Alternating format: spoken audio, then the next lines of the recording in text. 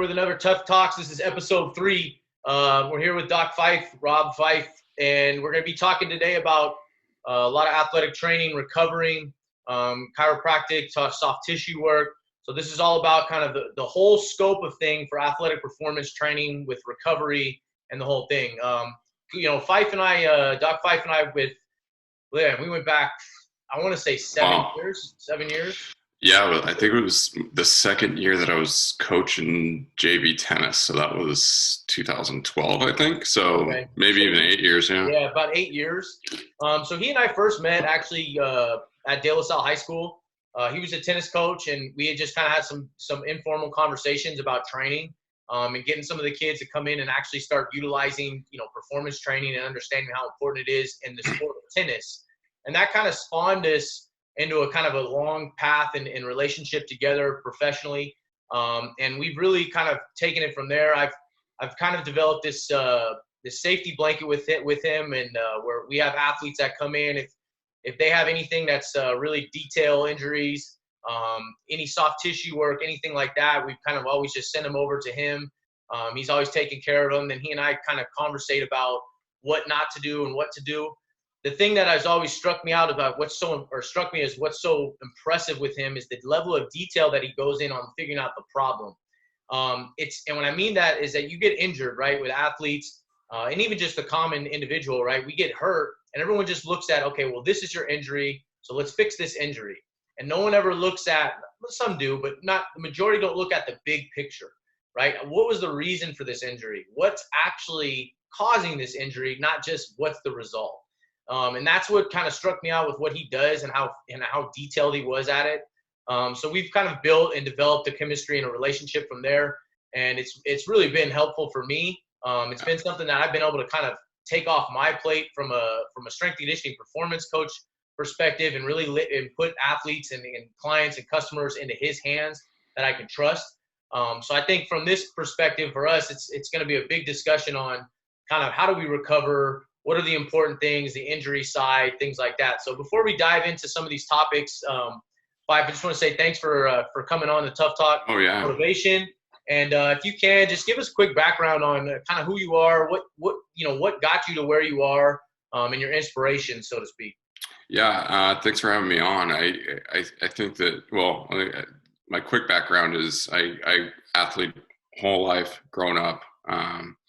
Knew that I wanted to go into some type of field like that. When I was in college, studied exercise physiology, and kind of just through the volunteering process, figured out that there was this need for conservative care, but figuring out rather than going necessarily traditional medicine, that I wanted to figure out conservative methods on how to help people not just like get injury or like to reduce their injury, but to just kind of live a healthier life and to bounce back, right, and to stay healthy. Big picture, right? Big picture stuff. Yeah. So yeah, that was my background, and then I went to chiropractic school, did my time there, and then moved up here. So I'm originally from the Central Coast. Right. And then found a spot, worked in another office before I ventured out on my own for a number of years. And now I'm in Lafayette, and I just love it. So. Yeah, that's cool. And I think you started chiropractic, correct? Like that was your main focus at first, and it's kind of evolved from there. Yeah. So the school that I went to specifically was chiropractic schools traditionally, to pass the boards, you have to study a certain kind of like tight frame. Yeah. The school that I went to had opportunities to allow me to expand to, almost like kind of triage activities, working things like Sea Otter Classic, the cycling race down in Monterey, going to Kona Ironman, things like that, to really be like on-field docs. And so that's the reason why I went there. And so when I graduated, I already had that background. And that's kind of what made me evolve into, the way I practice now, which is more of, we do treat acute injuries, but really what like the bread and butter is helping people, before they get to that point. Yeah. So with chiropractic school, obviously, do you feel like there's shortcomings in that path specifically, in the sense of like, is it something? Because I know from my perspective, and again, it just people Yeah, talk, and like I've even talked sometimes, not always. You have chiropractic work where it's almost just a band-aid. You're right, injured. Let's just fix this real right. quick. Maybe I'm going to adjust you. You feel great. You walk out of the office, and then that's pretty much all it is. Um, R- but then there's also benefits to that too. So it's like, you can have it both ways, right? I mean, there's some shortcomings though too, or would Yeah, you disagree completely? no. What I find interesting is that like every professional sports team has a chiropractor, like Yeah. on their medical staff now. Those people typically are they're very good, but they're just there to kind of misalignment, fix the misalignment. Athletes benefit from it. Everyone benefits from it. Because they have the other staff to be able to Correct. do the Okay. massage work. They have they've got the ortho, they've got all, to do the shots if they need it. So traditionally chiropractic is you come in, you're misaligned, you know, see the nail, hammer, you're good to go. Um, So it's not that it's not needed, right? It's obviously beneficial. It's basically, it's kind of like a part of it's a piece of the puzzle. it's a piece of the puzzle, Okay. and that's really where if I was going to butt heads with anybody, is that it's not necessarily a fix all. Maybe it is for a certain case, but it is it works better as an integrated system. Got it. So most people, if you were like, so let's say if I'm listening right now and someone says, all right, well, I have this injury, so I've been Mhm. going to the chiropractor, but it's not going away, and that Right. happens. That happens often. I leave there, I Yeah. feel great, but it comes back, right? So Right. to me, it's an important piece. It can be used as an important piece and a Right. tool, but it's just a part of it. So what do you diagnose, or how do you see it as like a full picture? Like what do they need to dial in regarding injuries, if they have an injury, from the Right. perspective of evaluation to recovery to prevention? What's your big picture? How do you see the whole thing, the whole window? Typically, in a case like that, where somebody will come in and see me, and they've been to previous chiropractors who are just kind of very adjust only chiropractors, um, it's the injury's already gone, right? Yeah. And then not the injury's already healed and whatnot. It's just they're having a flare up. So the question is always, well, why does it keep coming up? And my attitude is, okay, well, let's, regardless of how long ago it was, let's go back to when the initial injury started and figure out, well, where are the imbalances that are almost like kind of paving the way for this to continue to happen. And that's the biggest difference I see, is the fact that if somebody's got a repetitive lower back injury, well, if you didn't address either the core weakness, the hyperactive glutes, along with just the misalignment, you're completely missing any type of future of wellness. Yeah. Well, so you and I have talked about this often. Yeah, Strength is vital, right? And I think totally. obviously as a performance coach, it's really important. I know you and I worked with USA Synchro together for a Yep. while, and we always talked about with those athletes specifically. I think you still work with them a little bit, but we talked about how important strength is Hmm. because they're hypermobile athletes. Right. So we talk about too much mobility, and this is from my perspective. Too much mobility is Yeah. actually very dangerous. Yeah. No mobility is also very dangerous. So you Right. have both spectrums. They're on the extremes, right? You have somebody Hmm. who's not flexible. You have somebody who's are mobile. And you have somebody who's super mobile. Right. And what bridges the difference there, like obviously the strength side now becomes, okay, if I'm hypermobile, I really need to Hmm. be strong, Right. right? And but again, if I'm really lack of mobility and I'm super strong, I'm still vulnerable to become injured, just like if I was hypermobile and weak, correct? Totally. Totally. Yeah. And so I think that's where I'm looking at it going, okay, what's the big picture for, like, if I'm looking at this and we're talking to a professional athlete, a college Hmm. athlete, a high school athlete, a club youth athlete, Hmm. we're saying to them, or you're saying to them, or however you want to phrase it, but like what's required, what's needed to help me enhance my performance, and not only that, stay healthy. Because what's the big picture? We're going Right. to be on the field or the court or the pool, And if I'm not healthy Mm-hmm. enough to be there to actually play, it doesn't matter how Mm-hmm. good you are. So part of the thing, the practice is staying in the game or staying in the sport, right? So Right. what's your if you're talking to somebody, you say, okay, this is the big scope. You need strength, you need X, you need Y. Mm-hmm. What's your perspective on that as far as like everything? Uh, what's the big picture? Like, what's the big picture It's of everything they should be focused on? Well, it's that healthy balance, right? And since everybody's different, you've got like the very hypermobile, like synchro swimmers that they absolutely have to have more stability because they already have the mobility. Mobility is not the problem, but if they don't have the joint stability to be able to do the number of repetitions, something's going to fail, and it's going to fail fast, right? Especially at that high level. You take a high school athlete, and usually they're they have some mobility restriction because whether it's from a growth spurt or whether it's from training, and they just maybe they're in the gym and they're just kind of doing the muscles that there's some type of imbalance between the bigger muscles and the intricate ones that actually control the stability component. Yeah. I guess the long answer is that everybody's different. Yeah.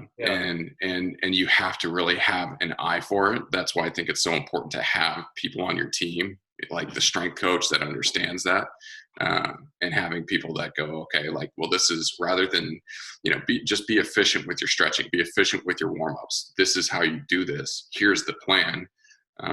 Everyone needs that. And and then you take like a professional athlete that I just call them like dancer type, where they've got all the strength and mobility in the world, and yet they always have the same. They have a tendency to get injured in a similar pattern, and typically that's because everything's so specific that they just need constant attention. So that's a perfect segue into like sports specific, right? Mm-hmm. I think everything we see, especially from my perspective, performance-wise, parents are asking for youth, come in and go, I play this position, I'm at this sport, I need it to be specific to that, right? And it's like, well, you got to work on the athlete first, right? We develop the athlete, make sure they're a well-balanced athlete. Yes, we want to have specific things tailored to that sport, but it's not all about being sports specific all the time.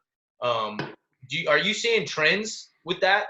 Like, are you seeing a lot of injury trends basically because of that, the overuse side, and especially with the youth population these days? Yeah, I do see a lot of the overuse stuff, because it's kind of the scholarship kind of idea that, okay, well, you're gonna commit to this sport from an early age, and then like you and I growing up, like we played everything. Right. Like it was. Well, even then, you play outside, right? When we were growing up, I had this conversation with Coach Brown, and it was like on episode 2, and we talked about it. It was like, you go outside, you play, you make up games, right? You climb a tree, you do something. Right. Like recess was like, I wasn't a very good basketball player, but that's what I was doing at recess. Like, so you have this, kind of these change in environments that your body adapts to, and overall it makes you stronger. That's why cross training is so incredible. That's why strength training is so important for these athletes to get into this mindset of no, you need to be an athlete first, and then the specific movements that you need to do for your sport, that's going to come through repetition, but your body has to be able to handle that repetition. Correct. Yeah. No, that's a big part. We see so many I know you and I talk all the time, but like we see, just in general, I see so many sport specific injuries because they've only been in that sport, especially when they start too early. Like you're like, okay, I'm a soccer player and I'm only playing soccer. That's it. And then they get injured because they don't develop anything else. Their strength side's not quite there. And I think that's where you see some of these ACL tears at such a young age. Yeah. And specific to that injury, like, how would you say what's important for somebody if they're, let's just say, are youth, or they just coming back from an ACL tear? Because knees are really important, right? And I think the ACL tears is a big thing for us. I know we see it. What's your recommendation for that regarding ACLs? ACL, honestly, it's the firing mechanism from your hamstrings, right? And because when you see it, it's either a delay or there's typically it's a delay in the hamstrings firing and becoming that spring, right? That loaded spring. The femur slips, goes anterior, ACL pops. Whether it's from landing, whether it's from cutting, whatever it is, there's a delay in the body's ability to say, no, that muscle needs to fire. And obviously it happens very quick. So that's where, being able to alternate your sports and becoming more of a traditional athlete allows you to do those different movements. Yeah. So what would you say to, again, just like prevention wise for something like that? What's the best way to prevent that ACL from happening? Prevention wise, it's a lot of making sure that the quads and hamstrings and glutes are balanced as possible on both sides, right? So if you're not overcompensation. Not overcompensation. Yeah. And to make sure that the core is properly activated. If everything, if you're right-legged, soccer player, and so the power is being driven from that right leg, well, then you better have a really strong lower back in order to allow that to pivot from that whole hip to kind of swing forward and come through the ball. I think like what you're saying right there, it's crazy because I'm like, when I hear you, I'm hearing full body, full body, full body, full body, right? Where some people are like, oh, okay, so I got to strengthen my core. Well, okay, yes, but everything. Right. And I think that's the big thing. It's like you need balance, right? You need balance between right and left. And I think sometimes when they get those injuries, you have that chain that's off. Right, you have a hip injury, which affects all the joints that are, hip, ankle, knee, and every single one is thrown off, and that's where those injuries occur. So, to me, it's like that comprehensive, training program which should be incorporated, to be honest, nowadays with how much year-round sports kids are playing early. It's like you should incorporate this stuff every practice, every training session should be focusing on certain things. Right. If you're a basketball player, it should be focusing on certain things to help not only develop but strengthen, right, and keep kids healthy on the younger side. But at the professional route, it's the same thing, right? I mean, you're talking about overuse. I mean, now you're getting older. Right, and it slows down. I mean, what I find interesting is that as we get older, the antagonist muscle, the muscle that is opposite of what we're trying to fire, actually the signal for that in the brain gets stronger. So it's almost like natural for our bodies to kind of resist what we're trying to do. Yeah. And that's where, you see a lot of injuries in like these older adults are like, well, shoot, it's obviously the mind stays younger than the body, but you see these older adults that just go, from a seated desk to this whether it's a rec soccer league or whatever it is, and they blow something out, and you're like, yeah, just because you were able to do that in your 20s, you're going to have to spend a lot more time before you get to that point. Correct. Right. Well, like the warm up and cool down is it's even more important when you're older than it is when you're in your younger years. Well, and I think that right there, right? You're old, sedentary, and then you go out and try to play a game of pickup basketball. You're asking yourself to get hurt. I mean, you got to get in shape. But I think what you're saying, even then, like when I look personally at the full body, when I'm talking about a specific injury, I look at pitching in baseball. To me, that is the number one skill, let's call it. And I call it a skill because it's super. I mean, that to really pitch at that pace and at that rate with that control, it's kind of you're at a unique spot, right? But I look at baseball as one of the most, and that specifically pitching as one of the most unique motions that highlights how important overall body is. Totally. Most people go, oh, I have a shoulder injury, right? Or I threw out my elbow, and they would immediately focus on the elbow or the shoulder. Right. They won't look at the hips. But the hips are actually, and those legs, that lower body, that trunk, that core is really what's engaged and involved first before you actually release all that power. That to me is the most important, one of the most. I mean, all sports have their own uniqueness, right? But that specifically, that position is more important for me. And I look at it from the work I do. It's like develop the athlete, especially a pitcher, develop them as an athlete all the way through high school. Make them the most athletic as possible. Yeah. So when they get to college, they're freak athletes as a pitcher. They're more safeguarded to not only perform at a higher level, but also prevent the injury, right? Right. That's huge. I think that's a huge part. It is huge. And, I think you can't tell me that a pitcher that may be suffering from a little bit of plantar fasciitis isn't going to have reduced velocity or obstruct, mechanics in his throwing motion based on the fact of, he has that injury going on. So it really, and that's, you're going north to south there and you're like, well, wait a minute, how does that work? Well, just look at the biomechanics. If you don't have enough ankle flexion, well, then your knee has to overwork. It's doing something that it's not accustomed to do. It's reducing its stability, which is its primary function. And then that trickles on up to the throwing. Yeah. I mean, I just stress the importance, and I know that you and I have talked about it numerous times, and I think how important it is to look at it as all of this as a full picture, not just something where you're so minute and singular. Right, and that's what I think is so cool and so important about the cross training or just outside training is because you get to see athletes in those environments. Right. Because if you're just if I'm watching somebody throw, I may not necessarily looking at his ankle may not necessarily be the first thing that I look at. But if I'm watching him squat and he can't, and he's dipping over and you go, oh, that's from reduced ankle flexion. Okay. There could be something there. But that right there. So that point you just made of because I stress real good. Like, again, I'm a big squat depth guy. I believe in real mobility. Strength through all range, all that. That's my philosophy personally. But again, like pitching specific, if you do have that ankle mobility, is that not going to affect your mechanic?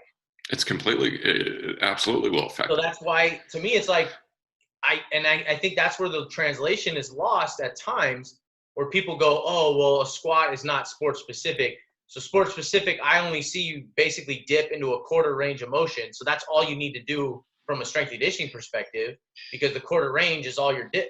But to me, it's like, well, now you're asking for more mobility issues as a whole. So it's important to look at the whole picture. So really having a clean, good, perfect squat, is that not sport specific? Totally. Yeah, no. And I think the bigger question is people should be asking, well, is it a mobility issue or is it a stability issue? Or is it a stability issue that's based off of an immobility issue because there's, from somewhere else, the side of the injury more often than not. And that I spend, a good chunk of time during my day explaining to people that just because it hurts where it hurts doesn't mean that's where we're going to be working. Exactly. That to me right there is the message that I want everybody to hear. Like that right there, just your injury is not the reason. Like you're injured here, but it's somewhere else that you need to fix. Very rarely is it, kind of tick for tack. Okay. You got hit, you've got a bruise. People are kind of used to that idea, right? Well, okay. That's going to heal a lot faster than an injury that, maybe it's a little bit more subconscious and it shows up later. Yeah. Well, anyways, I appreciate, man. I really do appreciate you coming on, dude. This is I knew right away. I'm like, man, I got to talk to Fife on this. I thought it was important for people to hear the overall message and a different philosophy, if you will, than the normal of, and just a different way to a perspective to think on injuries, athletics, and the overall full scope of how it is nowadays to be active. Not even just people classify you as an athlete if you're playing a sport, but I think if you're active as even an adult, you're still an athlete. So as long as you're remaining active, you should really be focused on taking care of yourself as a whole, right? Totally. I mean, and that's really kind of my inspiration is my grandmother lived till she was 96, but she played tennis till she was 85. So, it's one of those where you can be an athlete your whole life. And as long as, as long as you're, kind of working within your limitations and getting help when you need it, that's the main thing. Yeah. Well, again, I appreciate you coming on to this. So people watching, anybody, especially, nationally you can connect with him? How can they connect with you? And then even locally, where do they find you? How do they find you? So like I said, my office is in Lafayette. Probably the easiest way is my website. That's the thing that I check most often. It's doc-rob.com. So you can find me there. You can also find me on Instagram, which is probably more pictures of my dog than anything else in the office. But it's So that's your kid, huh? That's my kid at this point. So it's Doc Rob Sports on Instagram, and all the contact information is on the website and on Instagram. And I appreciate you inviting me to this. It's been fun. Always good to talk. Well, I appreciate you coming on again. So if you guys check him out for sure, Doc Rob Sports, like I said, he does phenomenal work. He's the best at what he does. So I definitely recommend checking him out. And I appreciate you guys coming and listening. I should say coming in, but I appreciate you guys listening and tuning in. And we'll have more episodes coming shortly.